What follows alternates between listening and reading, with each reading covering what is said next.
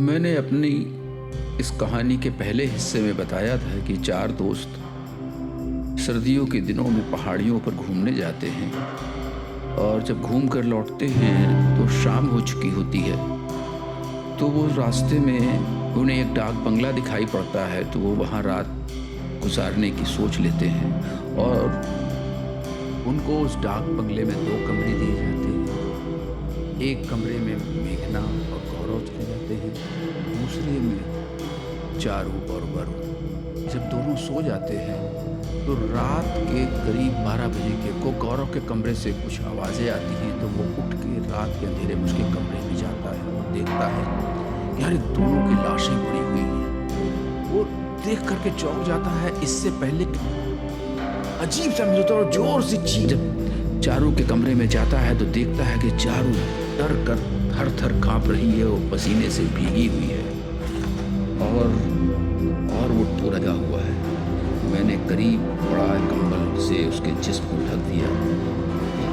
क्या हुआ चारू? तो मैं समझा कि कोई हत्यारा बंगले में किसी चोर रास्ते से घुस आया है। पहले उसने गौरव और मेघना को कत्ल कर दिया और फिर चारू को मारना चाहता है। मगर बेड पर चारू अकेली छटपटा रही है। मैं समझ नहीं पा रहा था ये सब क्या हो रहा है। यहाँ कोई है जो दिखाई नहीं देता।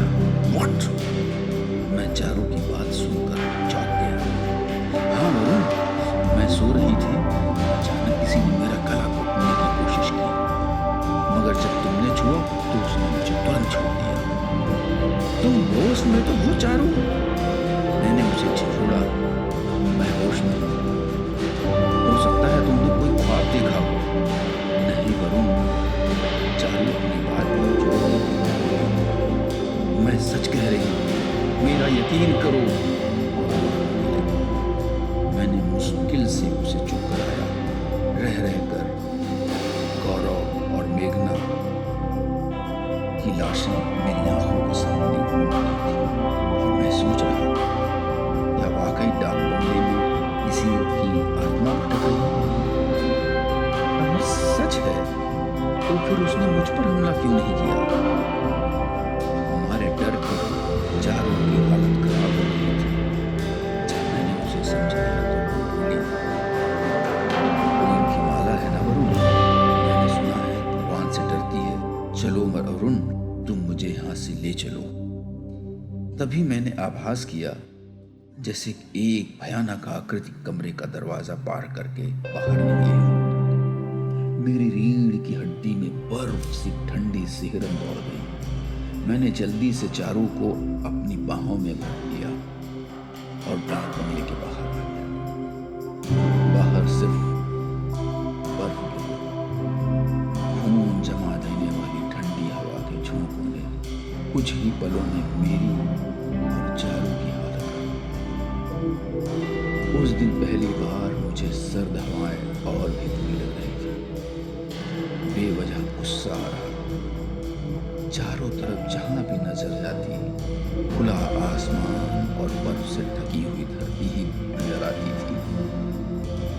एक तरफ कुआं था और दूसरी तरफ खाई।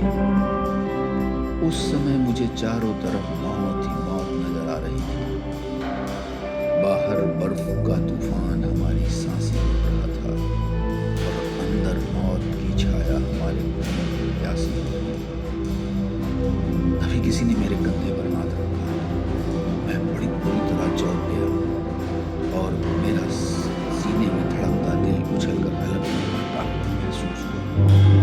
मैं एक झटके से पलटा। मैंने देखा मेरे सामने डाक का पहरेदार खड़ा हुआ है और मैंने राहत की सांस ली।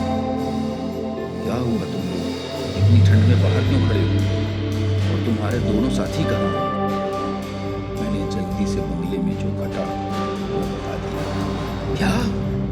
वह चौंका और बोला, चलो जल्दी करो, मेरे पीछे आओ, तेजी से। ये क्या गजब कर डाला तुम लोगों ने। मैंने पहले ही कहा था किसी चीज को मत छेड़ना। हे भगवान, मदद करो। डाक बंगले से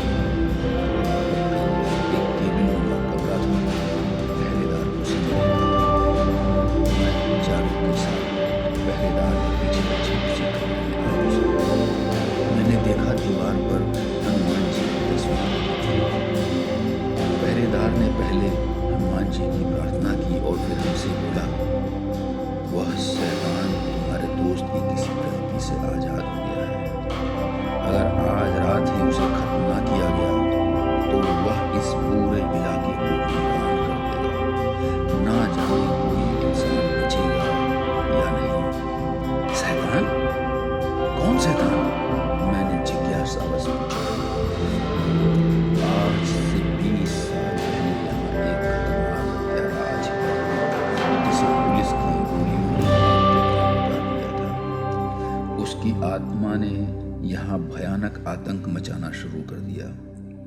ये मेरी आँख भी जो फूटी है उसके जख्म की निशानी है, मगर संयोग से कुछ तांत्रिकों ने उसकी आत्मा पर काबू पाकर मुझे बचा लिया। वह आत्मा इसी बंगले के एक कमरे में कैद कर दी गई है। उसे उस समय खत्म करना मुश्किल था। क्यों?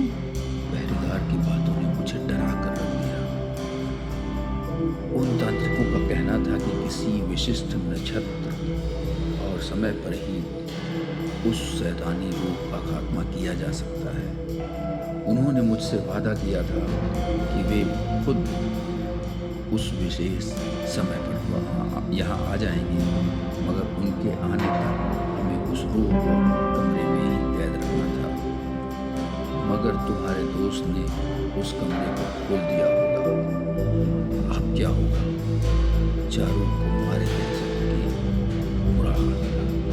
तभी बाहर जोर से बिजली कड़की और बारिश होने लगी। ओह खुदा, ये क्या हो रहा है? बर्फ की जगह बारिश? यह सब उसी शैतान ने करा था। उस दिन चारों ओर ऐसा सन्नाटा छा गया जैसे कुछ हुआ ही नहीं। बिजली कड़की, न बारिश हो रही थी, न बर्फीला तूफान की गर्जना। खट खट, अचानक दरवाजे पर दस्तक। हम पूरी तरह चौंक गए। कौन है? डरो नहीं रमेश, हम आ गए हैं। आज वो रात आ गई है जब हम इस आत्मा को खत्म कर सकते हैं। बाहर से आते स्वर में मंदिर के घंटे जैसी ध्वनि रमेश ने दरवाजा खोल दिया। सामने लाल चुन्नी पहने तीन तांत्रिक खड़े थे। हम उस सभी गीतों का अभिवादन किया और फिर उनसे उस शैतान एक तांत्रिक ने मुझे संबोधित करते हुए कहा, बेटा तुम हाथ में ये ओम का माला लेकर इस बंगले का एक चक्कर लगाना। वह शैतान तुम्हारे काम में बाधा डालने की कोशिश करेगा, मगर तुम खामोशी से अपने को करते रहना। तुम्हें बोलना नहीं है। वह किसी भी रूप में आकर तुम्हें बोलने पर विवश कर सकता है, पर तुम्हें चुप रहना है और भगवान पर भरोसा रखना है। शैतान का नाम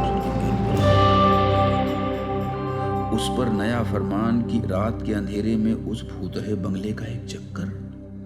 मैं मन ही मन प्रभु को याद करने लगा।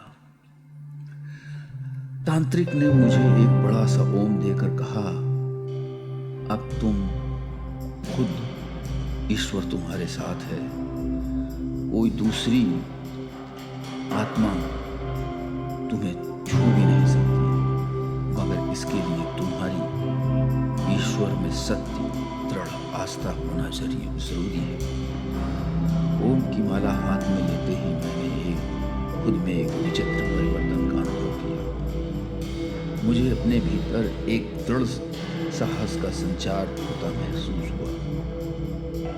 दिल में उफनती हुई भय, दहशत की लहरें शांत हो गई।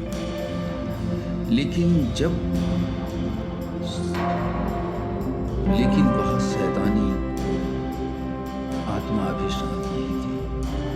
आसमान में जोर की बिजली कड़की और हमारी तरफ झप गई। आसमान से जोर की बिजली कड़की और हमारी तरफ झपकी। मैंने उस ओम को सिर में लगा लिया। वातावरण में एक अचानक चीख और कड़कती लपकती बिजली आसमान में गुल हो गई।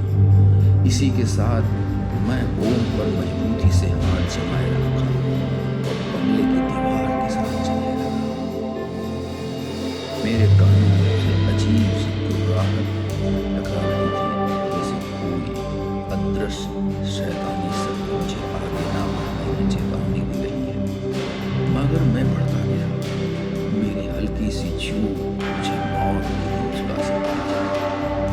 मेरी दशा सीमा पर लड़ती